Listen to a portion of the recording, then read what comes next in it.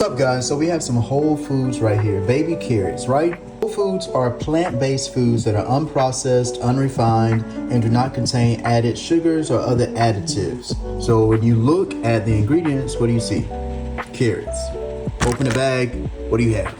Carrots, exactly. I found it interesting when I looked at the nutrition facts and saw that it already contains sodium. Now, I got to thinking, and I was like, oh yeah, carrots are grown in the ground, and in the ground that soil has these compounds called sodium nitrates, which essentially gives the taste that you have with certain vegetables. So we should know that sodium nitrate is absorbed by plants from the soil, and it is necessary for them to grow into the things that we eat. Now, vegetables with high levels of sodium nitrate may include those that spend more time with their, I guess you could say, roots in the ground instead of actually growing from a tree. And that would include things like spinach, celery, radishes, lettuce, cabbage, and beets. So although there are some downsides to the fact that it's packaged in plastic, and we do have a plastic problem here in our country, the advantages are knowing exactly what is going inside of your body. Here, we know that it's just carrots that were grown in the ground, and there's no mystery to what it is that we are trying to get energy from.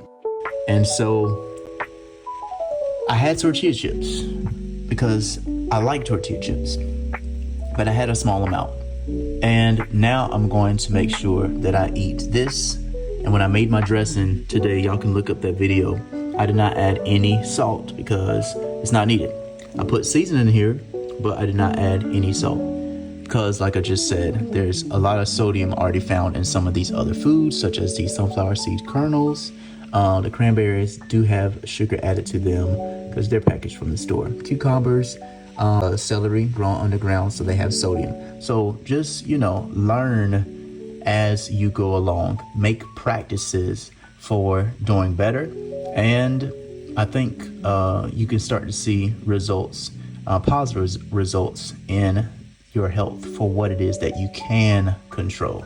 There are some things that we cannot control because of genetics or whatever else, but when it comes to preparing your own food and then feeding yourself, those are a lot of things that you can control. And again, if you have not seen me make the simple salad video and how I just do meal prep throughout the week, go ahead and look that up.